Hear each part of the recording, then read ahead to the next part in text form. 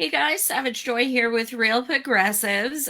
Tonight I am welcoming back Miss Esha. She was on before and we had an awesome conversation about, of course, the election and things like that. But she's also extremely knowledgeable about foreign policy and, our interventionist issues, things like that. So thank you so much for coming back on, Esha. I appreciate it. Hey, There we go. sorry. I don't know what happened, but if you asked a question, I didn't hear it. I got disconnected. No, I was just introducing you and saying how knowledgeable you are about different countries and foreign policy. So one of the main reasons you're on tonight is because you wanted to discuss Saudi Arabia. There's not a lot being talked about as far as that goes. I'm not even sure how many people in the audience are familiar with what has transpired in the past 2 weeks since April 23rd. So if you want to give like an overview of the travesties that are taking place in Saudi Arabia. Okay. 2011, when they made a really big deal about the Arab Spring.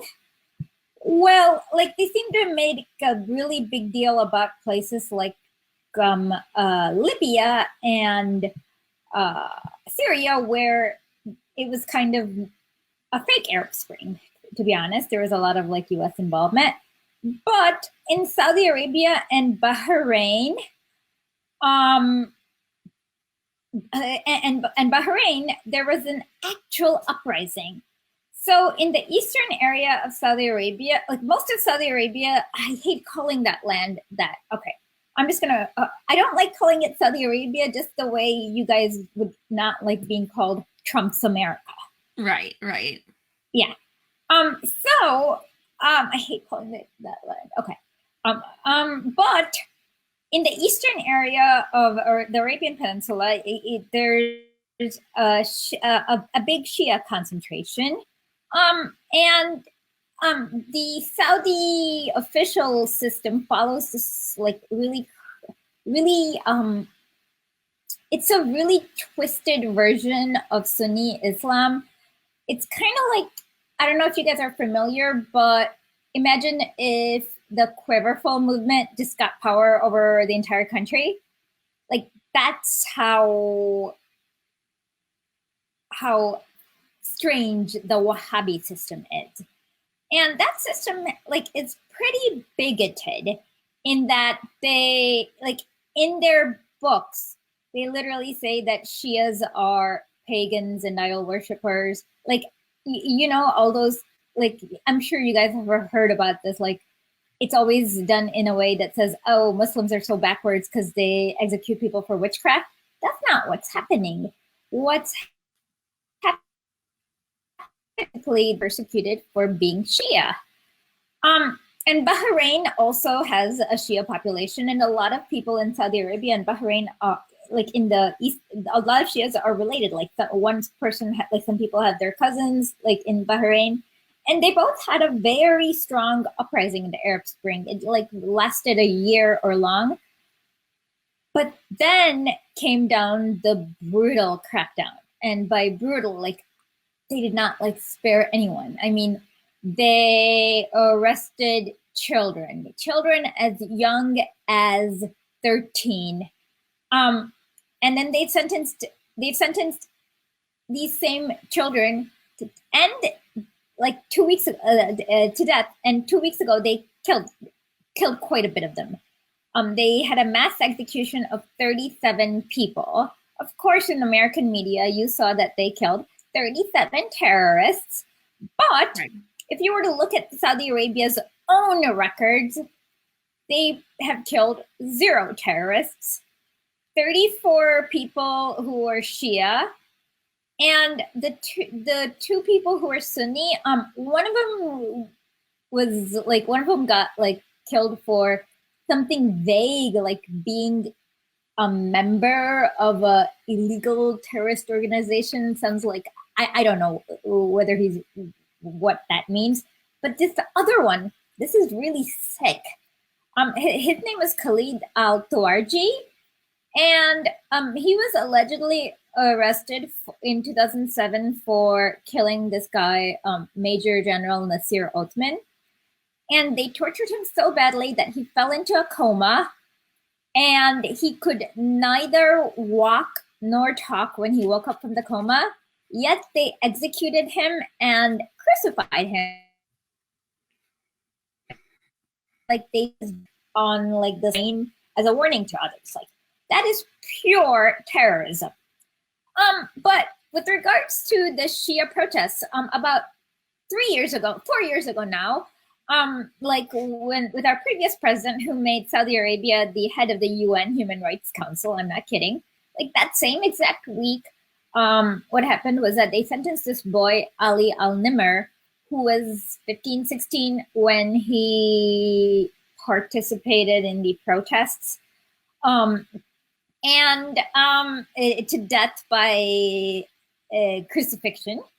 But we were like, it was a combination of Jeremy Corbyn, WikiLeaks, and mostly Corbyn, where Corbyn just like spoke out and embarrassed David Cameron, and apparently they came up with the deal. And I always thought the deal was Saudi Arabia won't execute children, and the UK will do whatever evil it's continuing to do.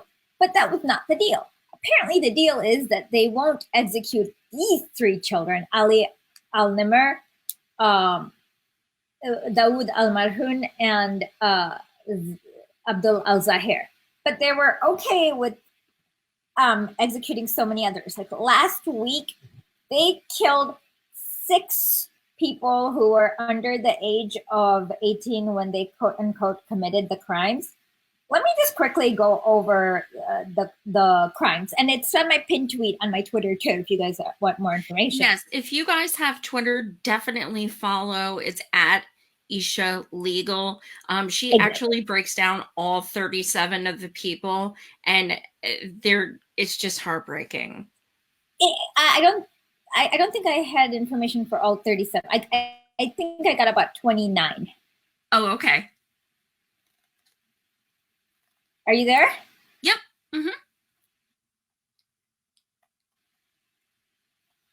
Tell Esha to move the lamp. This way? Are you there? Yes. Yep. I'm here. Okay. So the first one is Abdul Karim Al-Hawaj, and he was 16, and he basically got executed for using a WhatsApp messenger to invite people to protest. This one really breaks my heart because my dad teaches finance at Western Michigan University, and Mujtaba Al-Suwaikat was on his way at the airport to come to Western Michigan University to study finance. And thanks to the Patriot Act, where they have to share all sorts of data, they alerted the South dead. But oh my God, he acted in a film called Hope. I'll give you the link, Joy. But it's like it was in Arabic, and you'll see he's so good at acting, and it just and he sings like an angel. Like I put up a video of him singing, so that was really heartbreaking. That was one of the ones that really stood out. Yeah, what? That was one of the ones that really stood out. Like he was literally moving to the States and got executed. Exactly. I mean, it was so heartbreaking. Then there was Salman Al-Quraish, who was 17 when he used social media to organize protests in Qatif, and he was executed. The people who are under 8. Oh, and then there's Abdul Al-Sarah, who basically made a video showing this like utter squalor that he lived in. Like, he was so poor. And he's like, this is why we're protesting. We just want some better conditions. like while the prince is like, I don't know, having Lamborghinis and whatnot, like these poor people are just like have nothing. Okay, and then and then there was I think this is the last juvenile Saeed Muhammad Al Skafi, who was 17, and one of his charges was posting pictures of other activists who were arrested. He was also executed. Um, on top of this, the Saudi regime has been so evil. Like they actually have called up all the local imams in the Qatif area and said, "Hey, if you guys have a funeral, we're gonna arrest you." And so they forbid the funeral people. It's just so disgusting. Wow, that's incredible. And when you say that, the oh, I wrote down one too. There was a young man who they beat relentlessly and to get a false confession, and the only reason why he did it was because the police said that they would rape his wife. So he gave in, he broke down, he Yeah, confessed, that and was it was Muhammad Al Mansur Al Nasir. Yeah, yeah. They threatened his dad. it's I mean, it's absolutely incredible. Which other ones do I have? Oh, the one, I'm probably gonna say this wrong. Hi dear life. Um, Yes, Haider Al. he was the one that they They said threatened to had rape his eight wife. years, and then they executed him. Yep, and then the reason why he signed the confession was they threatened to rape his wife. Right. I So, mean, like, what do you do in that situation? You don't want to watch your wife get raped, you know? exactly. I know. I mean, these people, yeah. And the worst thing is that how often have you seen people refer to Maduro as a brutal dictator? And Juan Guaido still, like, I don't know, does coups in public and nothing happens to him. And these people Mhm. just there are videos. If you go to Revolution East on YouTube, you'll see the videos of their protests. They are like singing and chanting and holding protests and saying, no more kings, time for like things like that. And it's like, Mhm. and then you see 10,000 puff pieces on Mohammed bin Salman being this reformer, and it's like, what? This is what a brutal dictator looks like. The one who executes children, the one who like kills professors, English professors for I don't know, like I forgot what for allegedly spying for Iran or whatever. Mhm. Like, and it's like we're living in this bizarre world because even now, even after they killed their own journalist, Washington Post still covers for the Saudi regime. Yep, absolutely. Well, There Ellen, was I would have to say that the Saudi government is definitely very fascist I in was gonna that say, they yeah. believe that they are superior, like and then they really look down upon Shias and a lot, or they're frightened. And like in the war with Yemen, they're mostly killing Houthis, which are Shias, and then you see in the media that this like fake news like that the Houthis are backed by Iran. But if they're getting weapons from Iran, it wouldn't be such a bloodbath in Yemen. It's such a one-sided Right. bloodbath. Like it's like unarmed people um with whatever weapons we sell Saudi Arabia. Like it's a bloodbath. Yeah, absolutely. There was another young man who was executed. He was on his way home from work and was arrested without a warrant and accused of spying for Iran. He was held about 3 months in solitary confinement, beaten, blindfolded, and deprived of sleep until he confessed. Yeah, I think that yeah he was about 37, but yeah he was Hussein and um yeah And like I said, there was literally, as far as I can tell, one person who might have been connected with a terrorist organization. A very big if.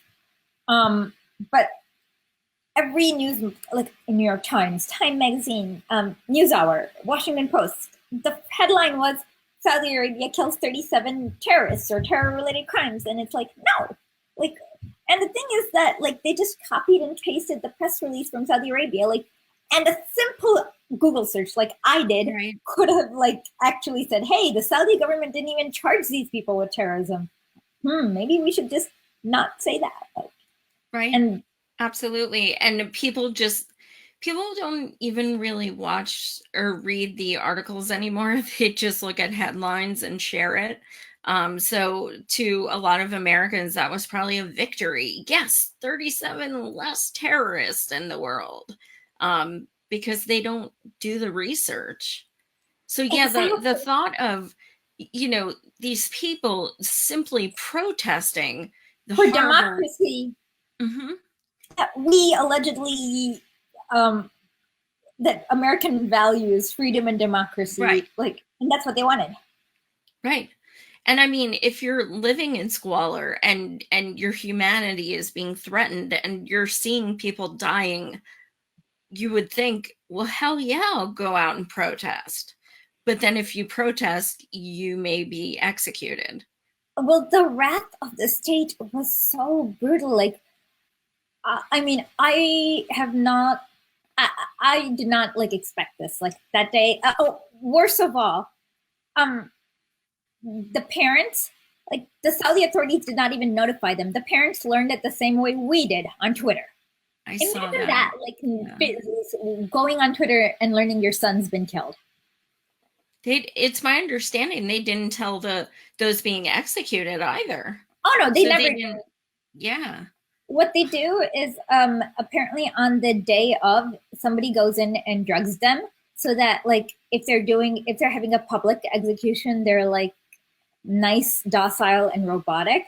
So they don't actually realize they're being and one of them was neither able to walk or talk, and who's Wow. yeah, it's And like and a very brutal death. I mean, when you think of execution, it's like you think of just like a firing squad, but like,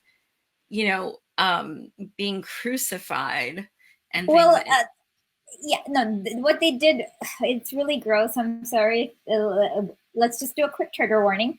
What they do is they like take a big axe and chop their heads off. And then after that, it's like, and as a deterrent. But to me, it's like, to me, it's, I don't know, it's meant to create abject terror for the citizens. Like the citizen, like it's to frighten everyone. How dare you even step a toe out of line? We will like we will murder you and your family. Like that. That's it's an act of. I don't want to use terrorism, but what is it? It's like a way of like frightening every citizen. Right. Into you better obey. If you don't, this is what's going to happen. Exactly, and it's Terrifying. so cruel. And the thing about it is that our president, not that I expected him to do anything, but he hasn't said a word about this. And the previous president wouldn't have said much either. But it's like, well, right now there are 3 children who protested who are still alive, but I'm scared because now Yeah. Mohammed bin Salman knows that he can do whatever the bleep he wants and there are no consequences. Yeah. And yeah, I just yeah. Oh, thank you, Christy Yazdi. Yeah. And I just don't know what he. I mean, right now there, as far as I can tell, there's some sort of deal with Britain about Ali Al Nimr, Abdul Al Zahir, and Dawood Al Marhoon, but I don't know. How are they going to make him obey? Like, what are the Yeah. consequences? Like, he should have. Like, there should be. He killed like, a Washington Post journalist.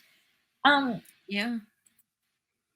on video. Like Turkey Right. has a lot of like saw all that, and it's like, so what does he like?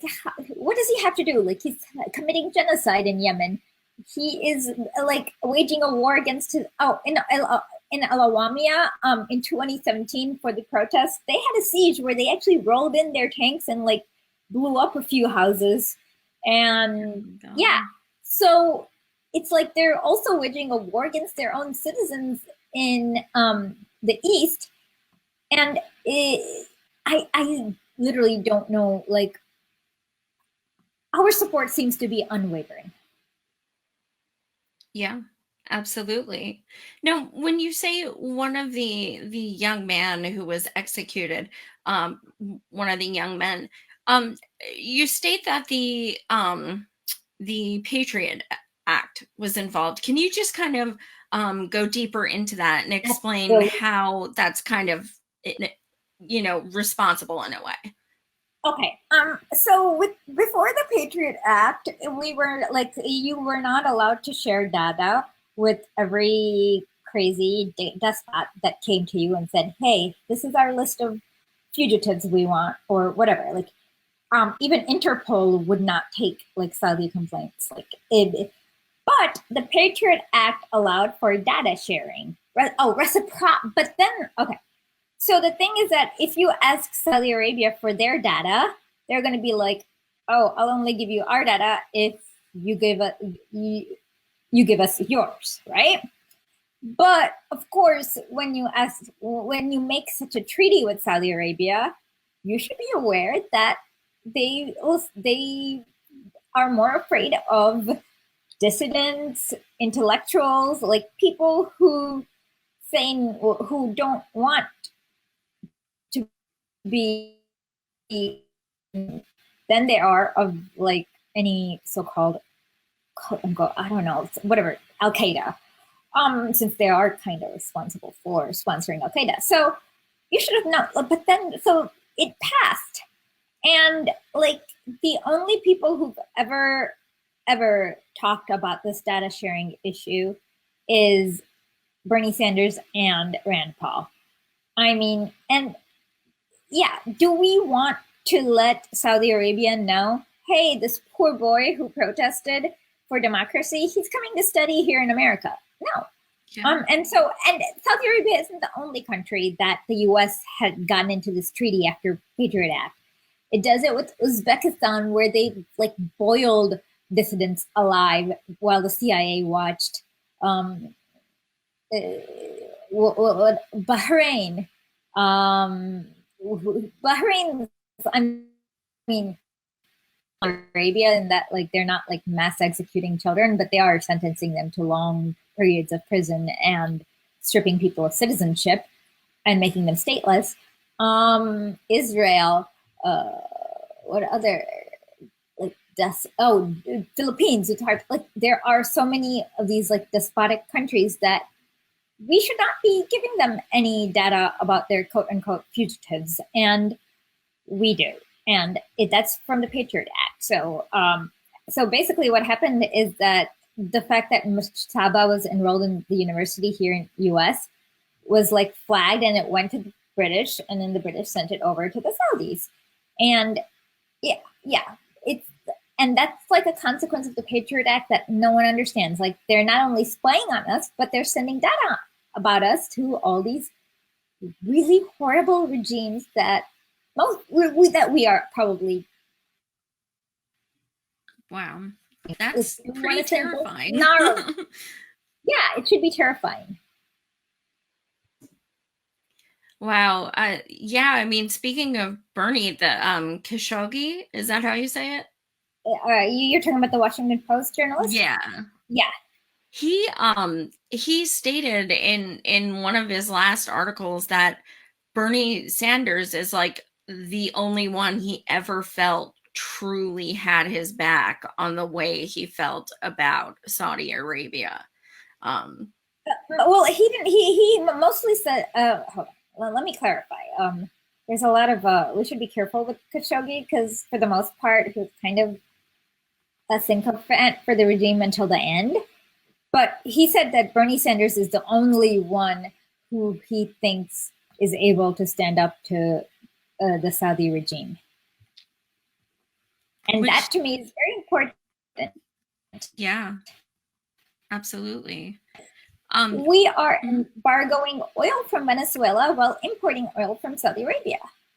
One, I'm just saying, maybe we don't have our priorities right. Yeah, absolutely. Um, what about Venezuela? I mean, how okay, so today, or excuse me, it was last night, Alexandria Ocasio-Cortez stated that she will support the Democrats on whether they I decide to intervene or not. Oh my, yes, I know she said that. I'm gonna sound like an apologist for her, but she probably doesn't know much about Venezuela and said that, which is like an ill-informed statement. But she should know better than to support the Democratic leadership. Basically, she should have said, "I agree with Ilhan Omar." Um, you can't go wrong with that. And if but she does listen. So I would highly recommend tweeting it out to her, emailing it to her, also her staff, who also seem very ill informed on foreign policy. So yeah, that was bizarre. And we, like I said, I believe it's just because on issues she understands, like Puerto Rico, she's very strong on it. It's just that I think she just doesn't know much on foreign policy, and she's doesn't know who to trust for advice. And Yeah, the one people who she should trust is her constituents and her donors, which are you guys.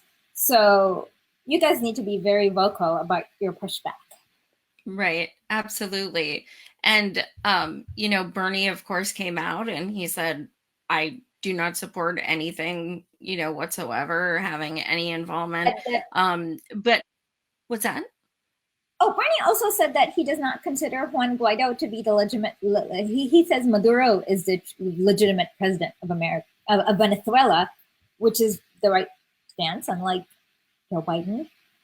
Yeah, like so who do you think is the most the most terrifying presidential candidate as far as like foreign policy? I'm actually probably Pete Buttigieg, or however you pronounce his name, Buttigieg. because Yeah. yeah, because he's not on like the way he described Afghanistan was pretty like glib. Um, and he also subscribes to like every foreign policy orthodoxy, and he also went to this like Harvard public policy school. Um,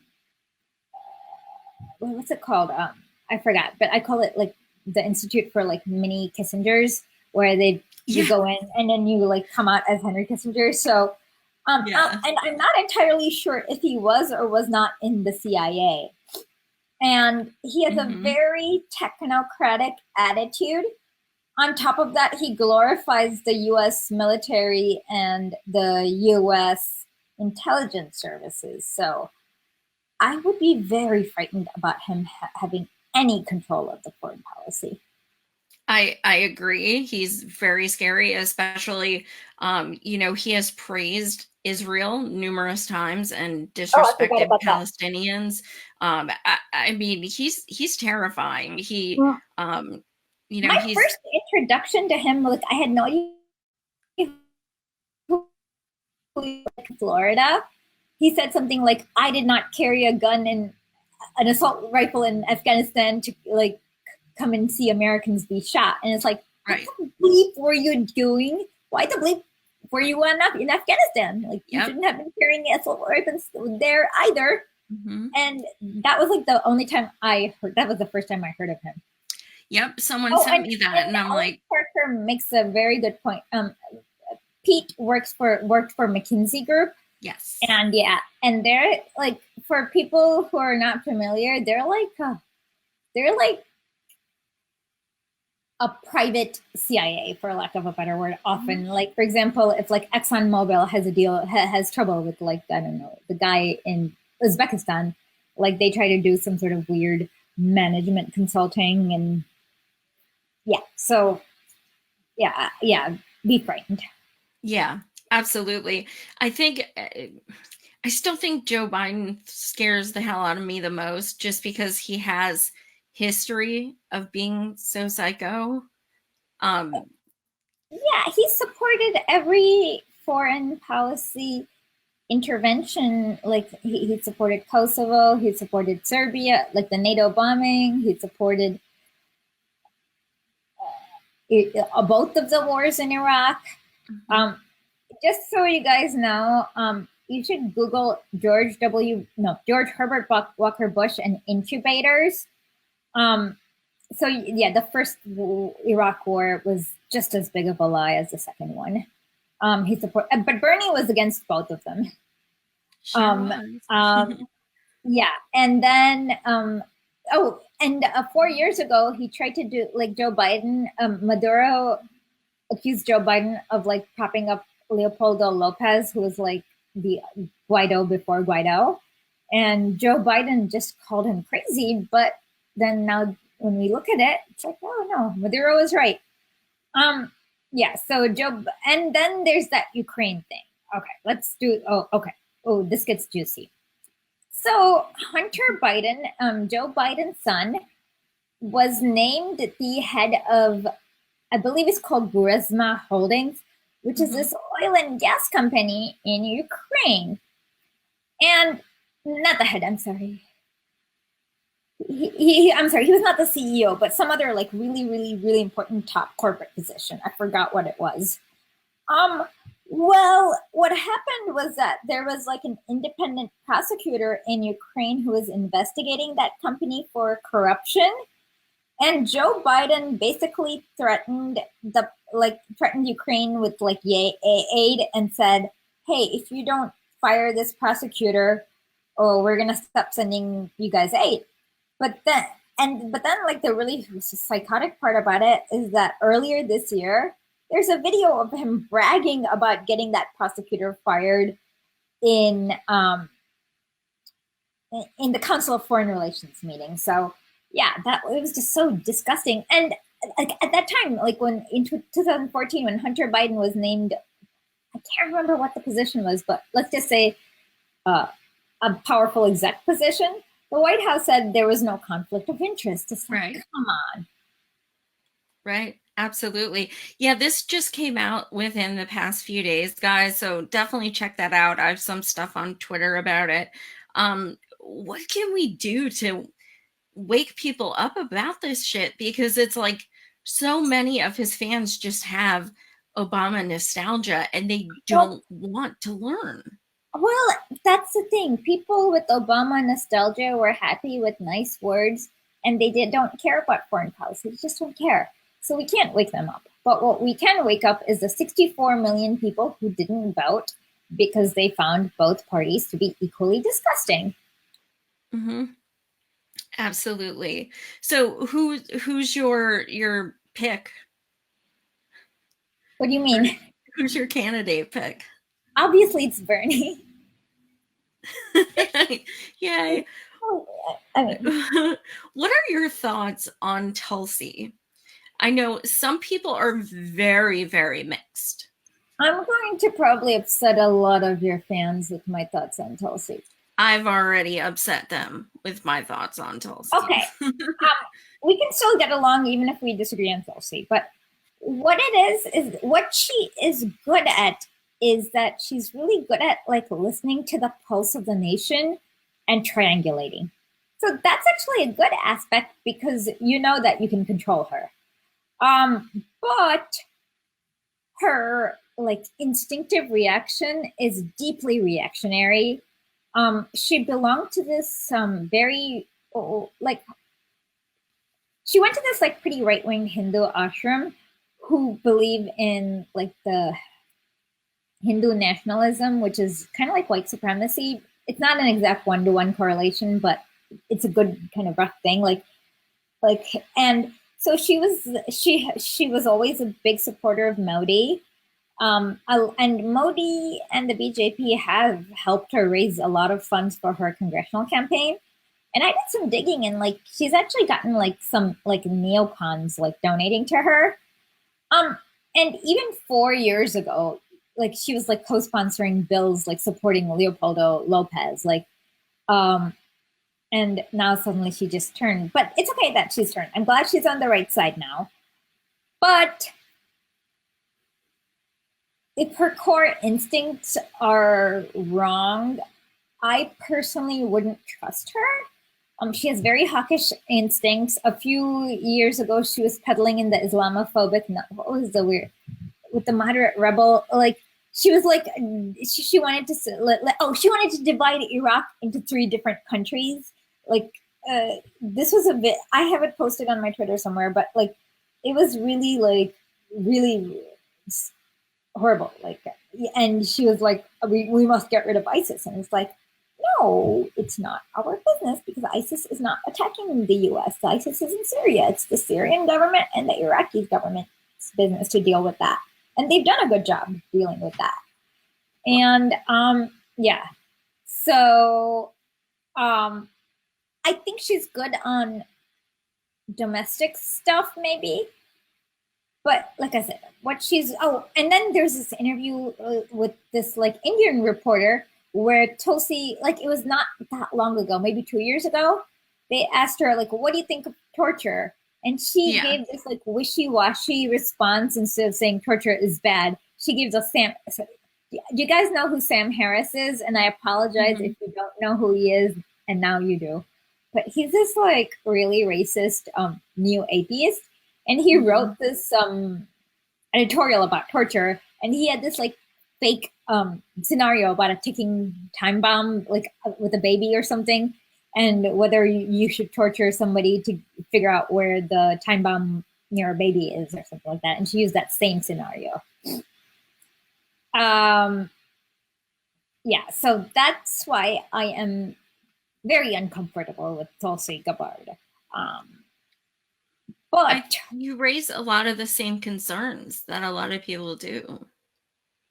yeah, um, like I said, she's good at listen. Like because now she's come out against like Saudi Arabia, and she's come out against the coup. So she's like I said, she is listening, but she's a triangulator.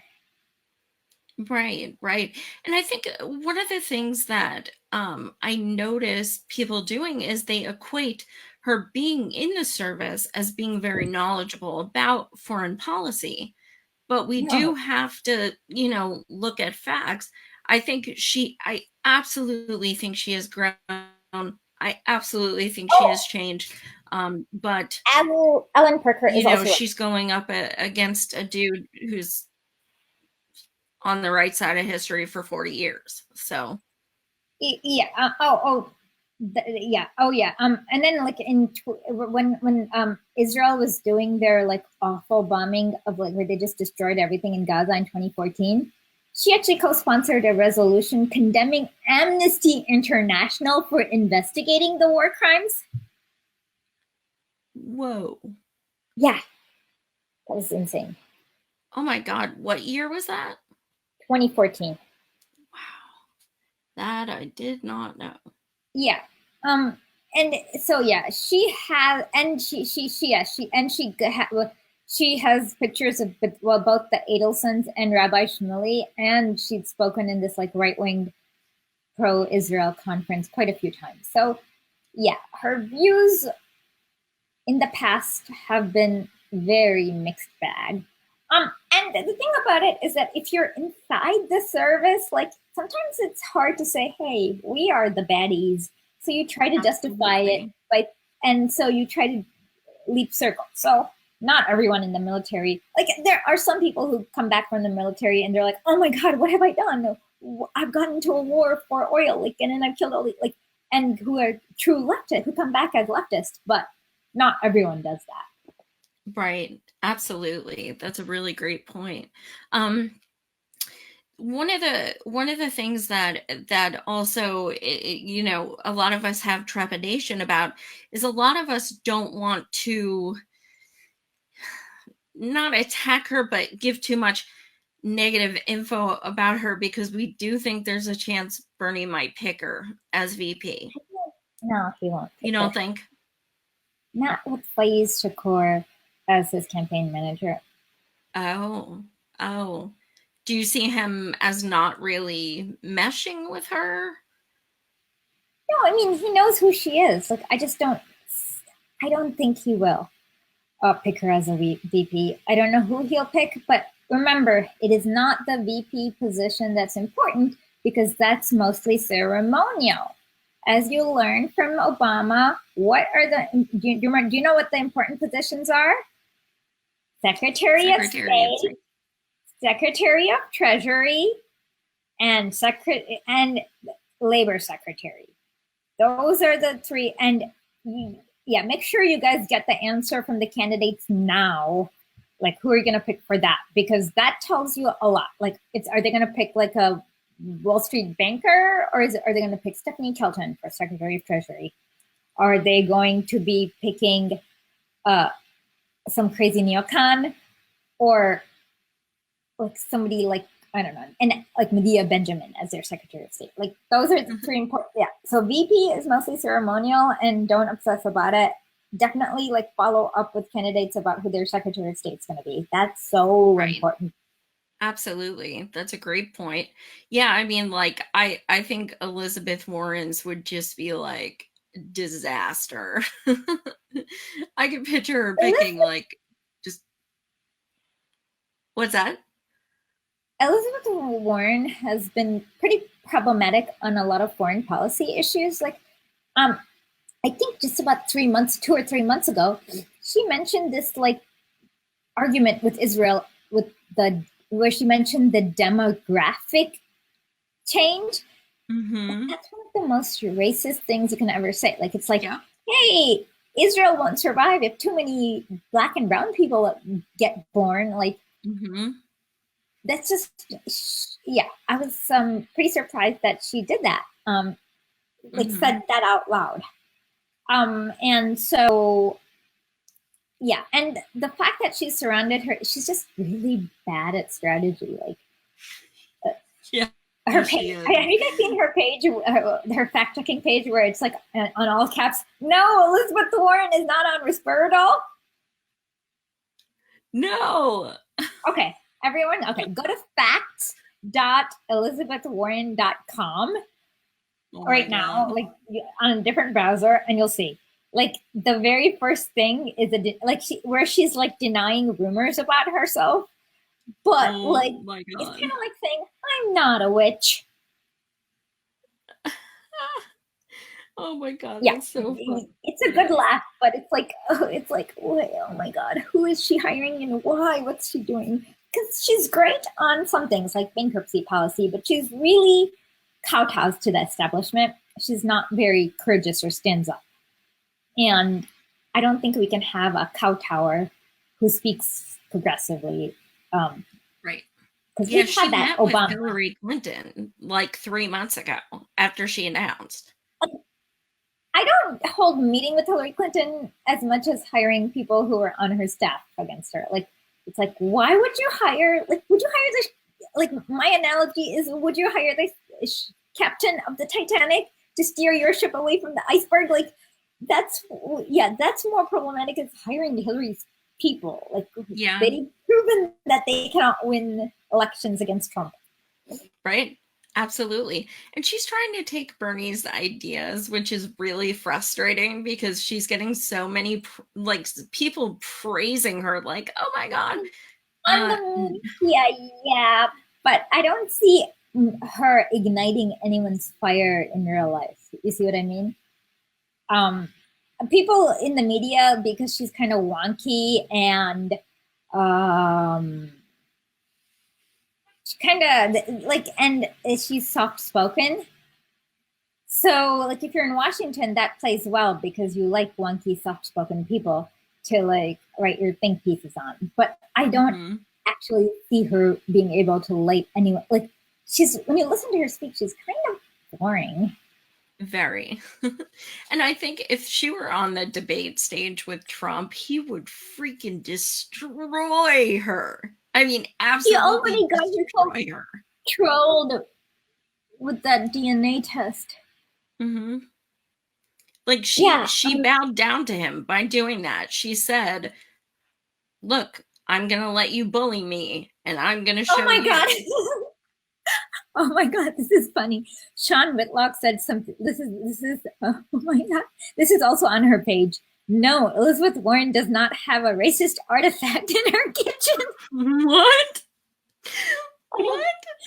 why would you want to deny that? Because, like, I What the never hell thought, is it? I would never imagine that she did have a racist artifact in her kitchen. So Oh my if God. she does, Oh my God. I gotta check that out. Oh okay, my God. that was, oh my God. Okay, so her page, that page has gotten worse since I've checked it last time. Okay. But this is actually like she helps with that Facts.elizabethwarren.com. page.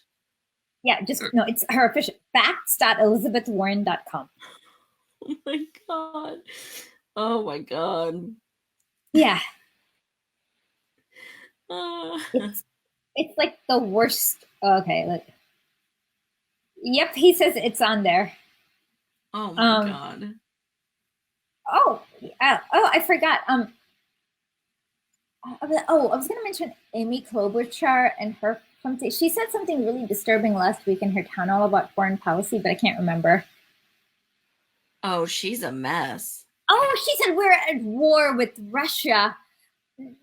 Yes. Yes. She said something like that. And no, we're not at war with Russia. We don't want to be at war with Russia.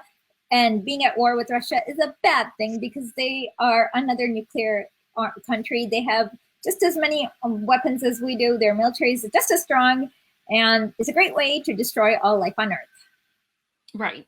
And we were going to be at war with Russia if we got Hillary. So we at least escaped that.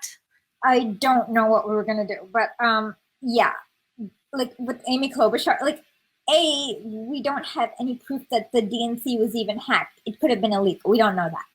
And B, we don't even know if it was Russia. Oh no.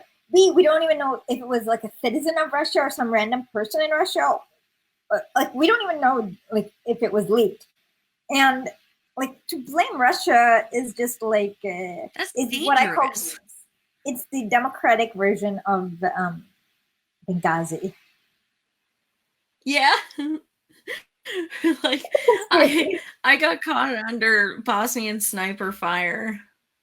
Oh, that one, yes. That's And we're like, are you sure there's footage? Yeah, no, yeah, you didn't. yeah, it's so weird. Why would you do that?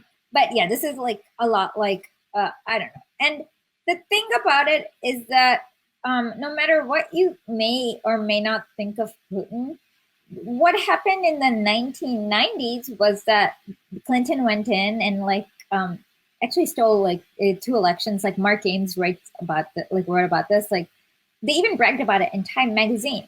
So what Yeltsin did was something called a shock doctrine. Like Naomi Klein wrote an entire book about it, where they just like massively privatized everything, all of their like state-owned resources, and it like a lot of Russians suffered a lot. And then when Putin came in, they see him as an FDR kind of figure because he helped reboot the economy. So what we may think of Putin is irrelevant compared to what Russians think, I guess. Right. That's a good point. Um and it seems like I had Aaron Mate on. I'm sure you know who that Oh, is, I know right? him. He's just so brilliant when it comes to Russia, but it seems like even the documentation stating that there was no interference in the actual election, it doesn't matter. No, I It mean, doesn't matter to people at all. exactly. It does not. I mean, because the way they say Russia hacked the election, you think they will go into the voting machines.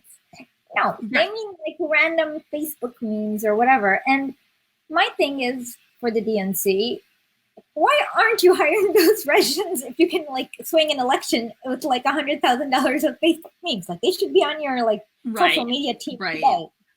Exactly. If you want. And so I'm and do not compare it to war because war is like when we go bomb things like Iran, Yemen, and yeah, Amy Klobuchar like by bringing that war language really frightened me.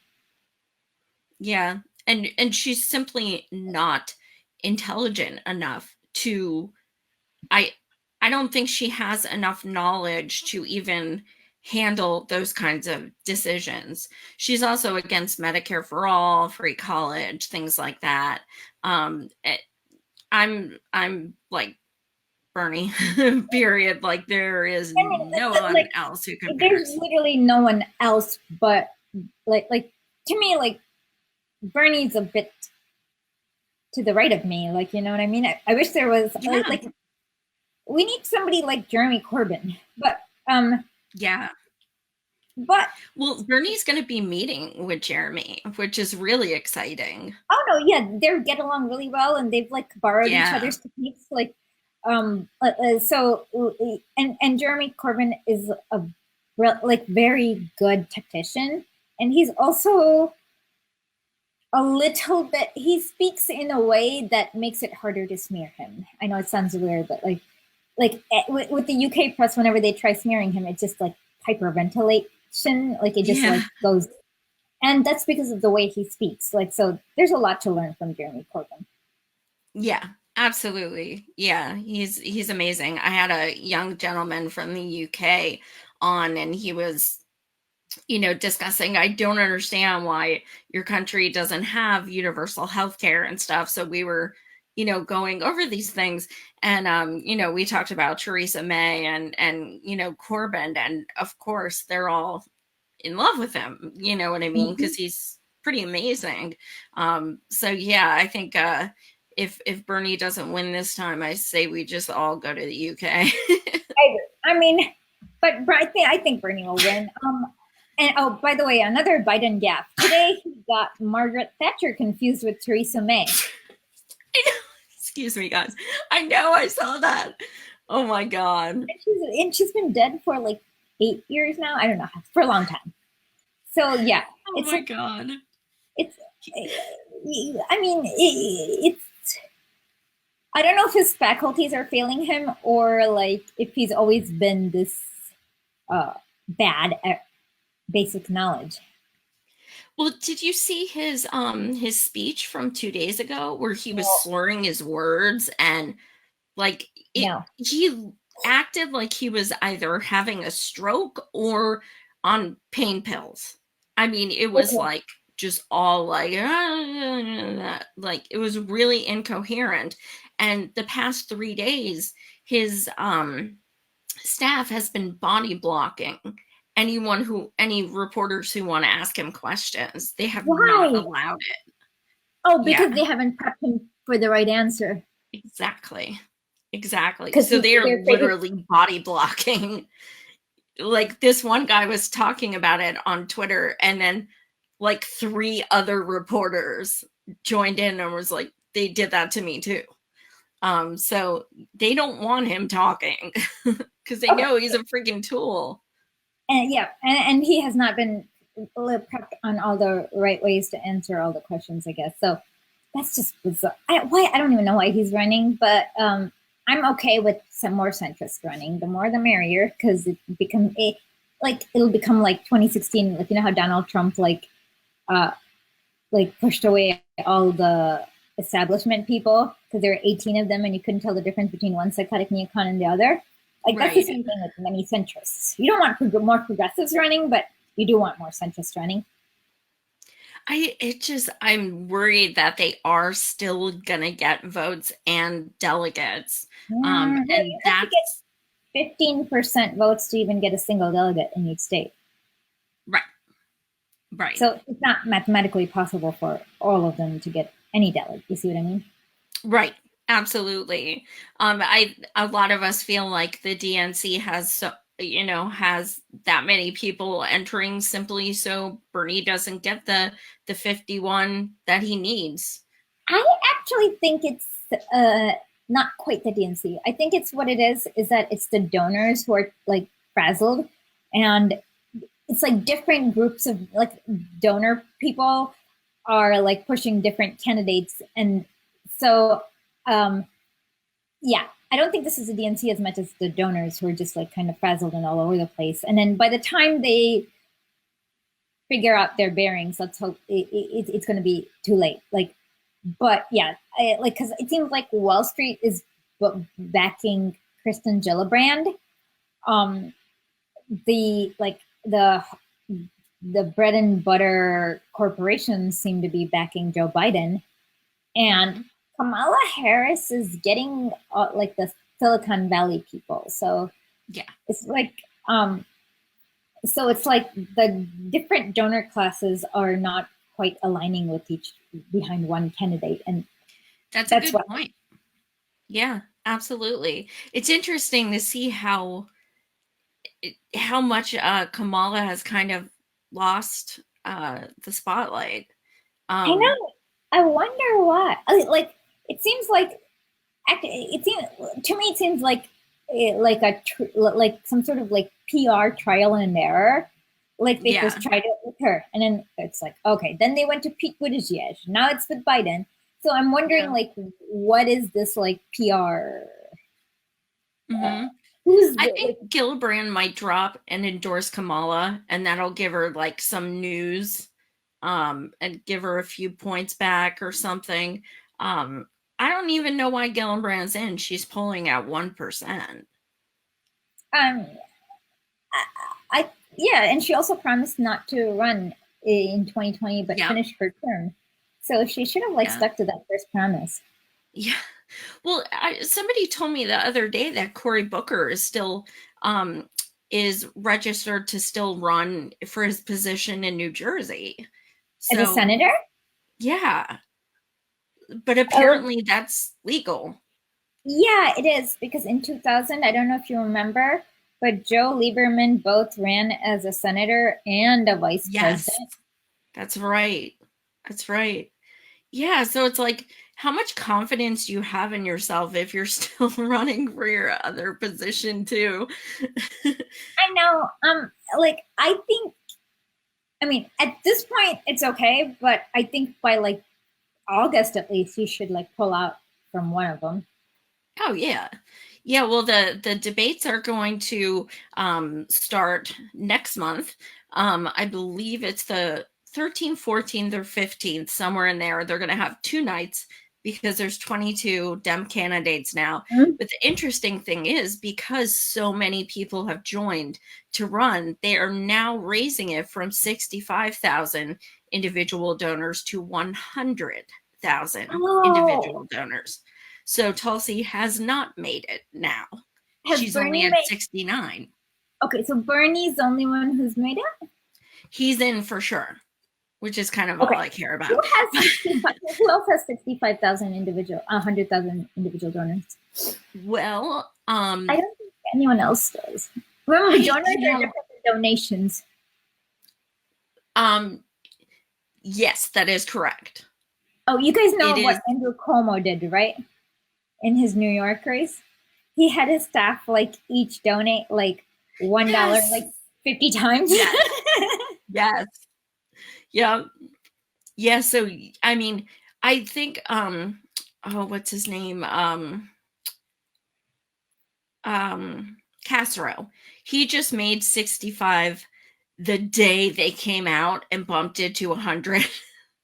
So Oh, he I even did. forgot he was even in the race. I forget a lot of these people are. Some of them, there's no way in hell they're going to make it. Like that one guy, I forget his name. He literally just announced last week. Um, Eric Solo. yeah. So it'll be interesting because some of them are just not going to qualify. But yeah, so they bumped it up. So there's not going to be 22 people on the debate stage. That's for sure. Good. No way. So Well, now Mike Gravel he's only at like 40,000, and Oh we yeah. thought he'd get it, but now I Well, don't see how donate it's feasible. $1 to him. He was also on my podcast, and he talked about the Pentagon Papers. Like, he's a really cool guy. So he Yeah, should be on the debate stage just because he's so good with foreign policy, I and would he's love to see him against Biden. Oh my God, okay. pay per Yeah, view. yeah. But yeah, like he's just beautiful on oh, Hickenlooper. Yeah, he's Oh, Lickin' Pooper, the that's right. fracking person. The fracking person. He's pro Yes, fracking. Colorado, the governor, former governor or current governor, I forgot. and Inslee. They keep bugging me on Twitter. I keep blocking them, and they keep creating new accounts. Oh yeah. Um, One thing is, I can hopefully Joy will share this out, but I'm still working on this. But I want to create like a large petition and hopefully like create enough of a bump to like investigate these like beheadings in the Foreign Affairs Committee in Congress with Ilhan Omar, because that will like even if nothing happens, world will see the brutality. Yes. Americans, more than that, like Americans will see the firsthand brutality of the Saudi regime. Like you can't, like Washington, like you can't have those Friedman, whatever puff pieces, like when there's like C-SPAN video. Mm-hmm. So I'm still speaking with people to get it together, but please be on the lookout and please help us like send as many letters as possible and like somehow get this investigation open. Absolutely. Yeah, as soon as I can post it in our groups, absolutely. That would be amazing. Um is it is there something you want to leave our viewers with? Yeah. Um, I want to leave our viewers with Mujtaba's last tweet, one of his last tweets. Um,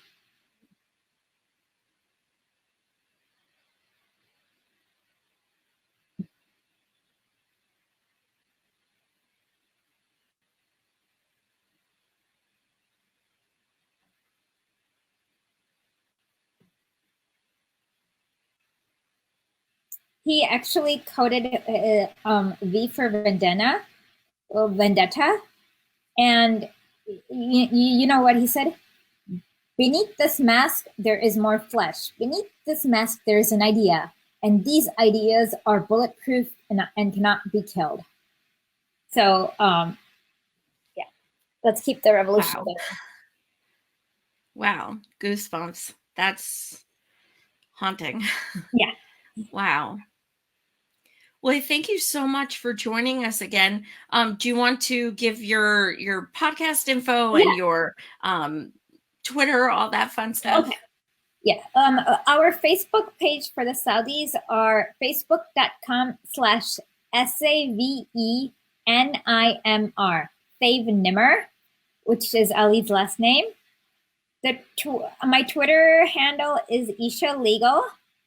My podcast is now moved to Substack, so it's at historically.substack.com. Please read. I hope you guys listen to the shows. Nowadays I've come up with quite a few news, like historical articles too. And please check it out, and I hope you can enjoy it. And if you can, become a subscriber. Awesome. Thank you so much, Esha.